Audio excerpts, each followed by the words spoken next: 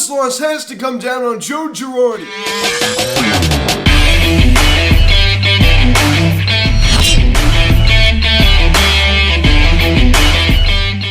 What is going on, everybody? Welcome to Phillies Headstone Media. Today recapping last night's game into the Phillies and the Atlanta Braves as the Phillies lose 6-5 to the Braves as we blow another lead, ladies and gentlemen. I've never seen a team not be able to hold a lead.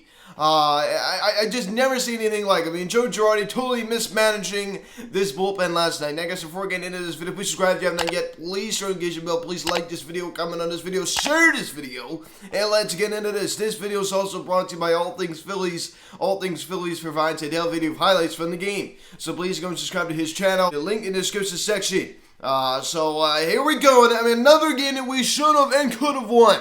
I mean, Bryce Harper was a monster last night. RBI single, RBI double, a 2-run home run, 4 RBIs last night for the reigning NL MVP. I think it's safe to say he is back. We collect 10 hits as a team last night. The only guy not to collect a hit in the lineup was Roman Quinn last night. So you can't say the offense didn't really show up. And of course, Bryce Harper, your Phillies Headstone Media Phillies player of the game, as we talked about. 3 hits. I mean, he was just on last night. But Joe Girardi bringing in James Norwood, and then he brings in Nick Nelson to try to close this one out. I mean, I don't understand this one at all.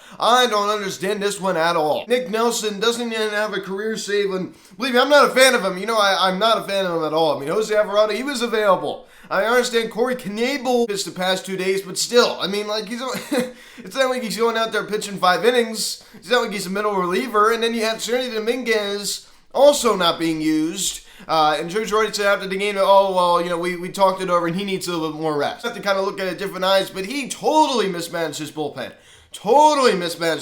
Last night. Extremely disappointing. I hate getting walked off. I cannot stand it. It's terrible. As Nick Nelson wasn't even able to collect it out there in the bottom ninth. We have a missed fly ball out there with Nick Castellanos and Roman Quinn. I blame that one on Roman Quinn because he's the one who called it off. He ran all the way in Castellanos' territory and called it off. Speaking of the scoring summary here, in the top of the second inning, JT Realmuto, some fundamental baseball as he hits a sacrifice fly out to center field. Wasn't sure if it was going to be deep enough or not, but of course we had Gene Segura, a guy that can run well at third, and he comes around to score, and the Phillies now lead it 1-0. So JT Realmuto collects an RBI right there. So a nice fundamental baseball out of the Phils. 1-0 Philadelphia. You'll love to see that when you pick it up here in the bottom of the second inning. And here we go. We always talk about Kyle Gibson starting. He always has that one inning that he just doesn't look good. And that was the bottom of the second inning last night. As Dansby Swanson singles on a line drive to left field. He always seems to kill us. Ozzie Albies comes around to score. And the Braves tie it at 1. So as we talked about, this was the bottom of the second inning for Kyle Gibson, right? I mean, he just didn't look like he was in control. His stuff was catching way too much of the plate. It's a common theme with his starts. He always has the one inning. That one spot of the game where he just doesn't look very good. Tie ball game. Then we pick it up here in the same inning. Ronald Acuna Jr. singles on a ground ball to left field. Adam Duvall comes around to score, and the Braves now take a 2-1 lead. So Ronald Acuna Jr., of course, we were able to hold him hitless in the first game of this series, but unfortunately last night he looked very, very good against us. So that's definitely disappointing. So a 2-1 Braves lead. Then we pick it up here in the top of the sixth inning. Bryce Harper doubles on a sharp ground ball to left field the other way. Alec Bohm comes around to score, and the Phillies tie it at 2. So Bryce with his 15th double of the season. That was just huge. So another clutch hit off the bat of the reigning NL MVP. So he definitely hit that ball hard. So another clutch hit right there for Bryce. So 2-2 tie. Then we pick it up here in the bottom of the sixth inning. New addition for the Atlanta Braves, Matt Olson, Mr. Freddie Freeman's replacement. He homers on a fly ball to right field. It hits the foul pole. It looked like it was going to be foul for a while, and then bam, it bounces right out the foul pole. Home run. His 5th of the season. A solo shot off of James Norwood of all people, of course. I don't understand it. After what we saw out of him in the 8-7 loss against the Mets, why would you continue to give this guy opportunities in a close game like this? I mean, I think that should tell you everything you need to know. Do not bring this guy in a situation like this. Clearly he does not have the ability to pitch into clutch or, kind of pitch his way out of a difficult situation. He clearly does not have the ability. So I don't understand why in the world. And as I said, I understand we're a little bit short. I mean, maybe a little bit, but still. There's still plenty of names that you could use. I mean, this is maybe the time you bring in Nick Nelson. Maybe around this time. I just don't get it. I just don't get it. So 3-2 Braves. Then we pick it up here in the same inning. Ronald Acuna Jr. hits a sac fly fly out to center field. And Ozzy Albies comes around to score, and the Braves now extend the lead now at 4-2 ball game. So now the Braves doing some fundamental baseball right there. Of course, Acuna Jr. got the RBI single early in the ball game, corrects the second RBI of the game on this sac fly. So 4-2 Atlanta. Then we pick it up here in the top of the 7th inning. He does it again as Bryce Harper singles on a sharp line drive the other way to left field. He just kept going the other way as he did with that RBI double. Roman Quinn comes around to score, and the Phillies is down now by 1. Now a 4-3 ball game. Now, he really had a good night last night. 4 RBIs for Harp. I love how he was going the other way. Of course, that home run he hit, we'll get to this a little bit, was to right field. But I love his ability to go to all fields. I just love it. He just has such a talent to be able to go to all fields. He's had his whole career. As we pick it up here in the top of the 9th inning, Alec Bowman first, nobody out, and Bryce Harper first. Pitch swinging, smokes the ball 438 feet to right field, and goes way out there. A 2-run home run that gives the Phillies a 5-4 lead. Another clutch hit. He's just going like this around the bases. He's all excited. So Bryce Harper with his 10th home run of the season. RBI now 31 on the year. RBIs 30 and 31 on the year, and the Phillies now lead it 5-4.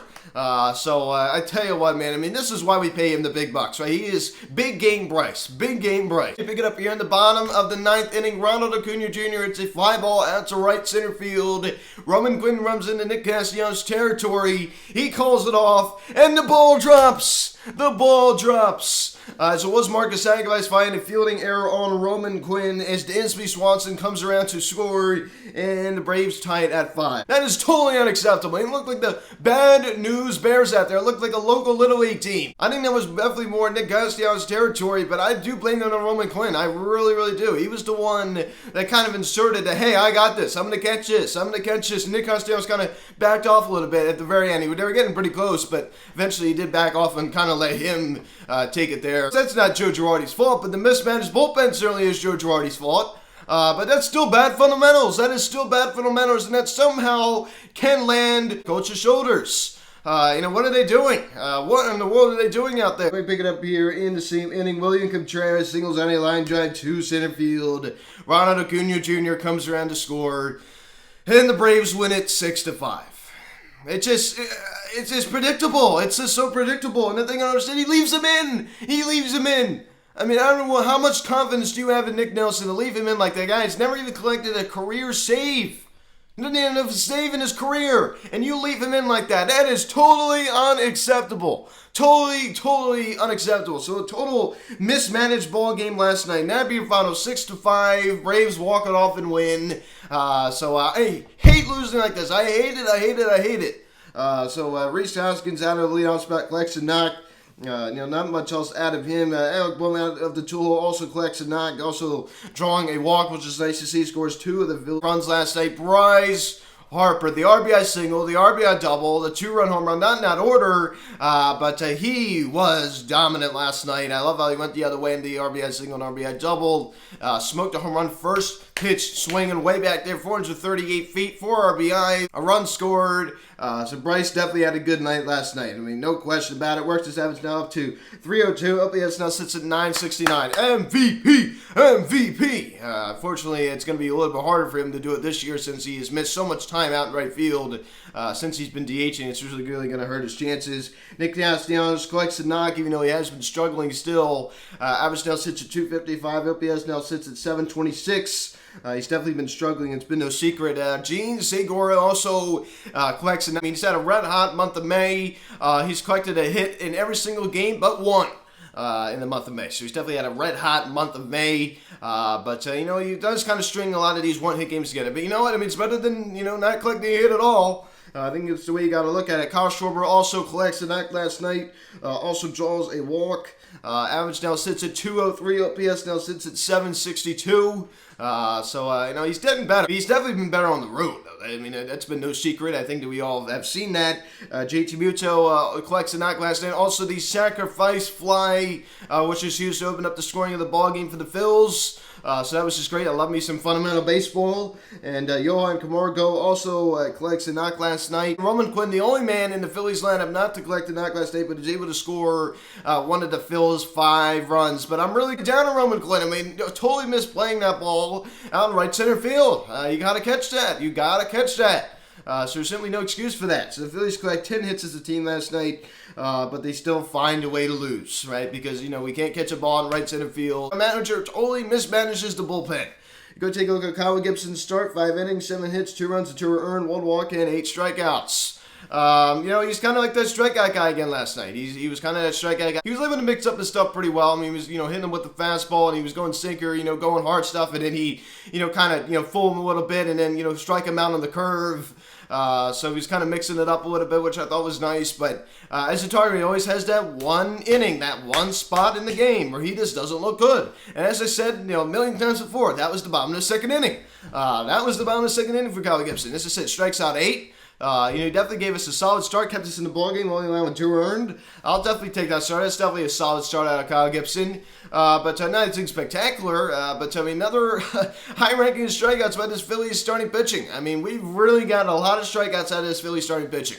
It's been really incredible, if you ask me. It really, really has been. James Norwood not able to even collect an out there in that 6th inning. I just can't stand this guy. I just can't stand him. 3 hits, 2 runs, 2 earned, 1 walk, and 8.53 ERA. DFA him. I just can't stand this guy coming in. The next time we should be even seeing James Norwood, even if we do see him in the big leagues, if we're up by at least 8 runs. You know what I mean? Something like we're way ahead of somebody, and we're just gonna have a guy kind of eat innings for us. Or if we're down by a lot, you know what I mean? We shouldn't be seeing this guy in a close game. I think that's it. And that was sure before last night, way before last night. Angelani came in and he was able to get the job done, luckily. Brad Hand came in and pitched us a, pretty decent bottom of the 7th, allowing hit it, but also collecting a strikeout. And Nick Nelson looked pretty good in the bottom of the 8th inning, but he just was not there in the bottom of the 9th inning. They'd probably bring him back out there for the save there in the bottom of the 9th inning, and that really was a disaster. That did not work out at all. Clearly. So he gets back with the loss now, 1-1 on the year. ERA now jumps to 3.3. As I talked about, I really, really like Nick Nelson a lot, but I really like to see the bottom of the 6th inning. Not in this situation, and yes, I understand can't able to pitch the past 2 days. I mean, I don't like Alvarado, and I understand, part of the reason why I didn't want to use him is just because he's a lefty, didn't want a righty lefty. I can understand that. He also said Anthony wasn't available. I mean, I don't know, but I mean, still, he totally mismanages this bullpen once again. So I just don't understand it. But wouldn't you rather have a guy with more experience? The guy has pretty much no closing experience. That's where it comes down to. That is where it comes down to. Some bad fundamentals by this Phillies team. Besides that sacrifice fly away, that was great. That air out in right center field, when you give teams extra outs, that really kind of just builds momentum for them. So you cannot be doing that. We cannot be doing that. So extremely disappointed. Of course, we failed to... Of course, this Phillies team's always going to be mediocre. It's never going to change, right? It's always going to be mediocre. When is it ever going to change? The Nationals lose by a final score 9-4 against the Los Angeles Dodgers. As former Washington National Trey Turner hit a home run. That was just great. The Mets lose 13-12 to the San Francisco Giants. Unfortunately, we did lose, but it's a little bit nicer to note the Mets also lost. That kind of helps a little bit. It's always nice to know that, because we always love a Mets loss. It always really gets me excited. And the Tampa Bay Rays defeat the Miami Marlins by the score of 4-0. So that's your final. The Phillies lose 6-5, 7:20 the first pitch tonight.